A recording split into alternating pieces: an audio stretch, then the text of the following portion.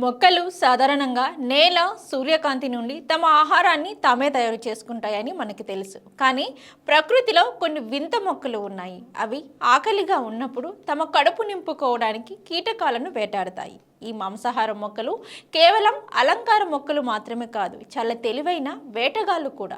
ఇక కీటకాలను ఆకర్షించడానికి అవి వెదజల్లే ఆకర్షణీయమైన సువాసన, వాటిని పట్టుకోవడానికి అవి రూపొందించిన ఉచ్చెలు మరియు వాటిని జీర్ణం చేసే ఆమ్లశక్తి నిజంగా ఆశ్చర్యకరమైనవి. శాస్త్రాన్ని కూడా అధిగమించే ఈ మొక్కలు వింత వేట పద్ధతులు, ఆహార శైలుల గురించి, ఈ మొక్కలు ఏంటి, వాటి గురించి పూర్తి సమాచారం ఈ వీడియోలో తెలుసుకుందాం. Pinscher plant.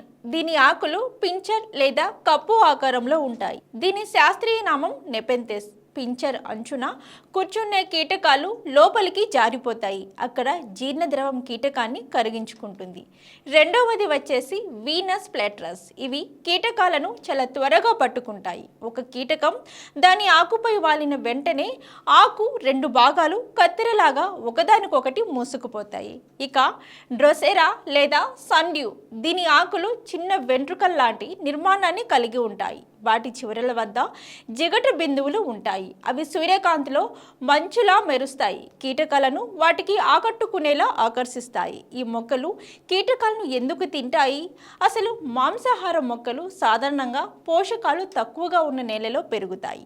మొక్కల పెరుగుదలకు, డిఎన్ఏ సంశ్లేషణకు నత్రజని చాలా ముఖ్యమైనది. అయితే అది నేలలో అందుబాటులో లేనప్పుడు అవి కీటకాల శరీరంలోని ప్రోటీన్తో ఈ లోపాన్ని భర్తీ చేస్తాయి. అదనంగా కీటకాలు వాటి మనుగడకు ఒక అనుబంధం మాత్రమే. దీని ప్రకారం కీటకాలు వాటికి ఎరువుగా పనిచేస్తాయి. మరి ఈ మొక్కలు కీటకాలను ఎలా జీర్ణం చేసుకుంటాయి?